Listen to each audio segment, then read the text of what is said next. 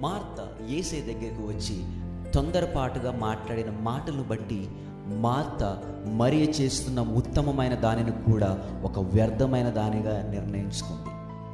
కారణం ఏమిటో తెలుసా? మన జీవితంలో కొన్నిసార్లు తొందరపడి మాట్లాడడం వల్ల మంచిని కూడా చెడుగా చూసే అభిప్రాయం మనలో కలుగుతుంది.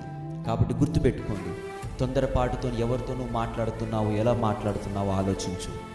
కొన్ని సందర్భాల్లో ఆ మాటలు కొన్ని బంధాలు తెగడానికి కారణం అవ్వచ్చు. ఆ మాటలు కొన్ని స్నేహాలు తెగిపోవడానికి కారణం అవ్వచ్చు. ఆ మాటలు కొన్ని సందర్భాల్లో కొంతమంది నాశనానికి తీసుకొచ్చే మాటలు ఉండొచ్చు.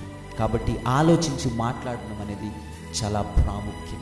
తొందరపాటు వల్ల మార్త మరియ గురించి ఒక చెడు అభిప్రాయం కలిగి ఉన్నదేమో, కానీ యేసయ్య చెప్పాడు మరియ ఉత్తమమైన దానిని ఎన్నుకొనెను అని. కాబట్టి తొందరపాటు వల్ల మన జీవితాల్లో ఎన్ని నష్టాలు కొని తెచ్చుకుంటున్నామో మనందరికీ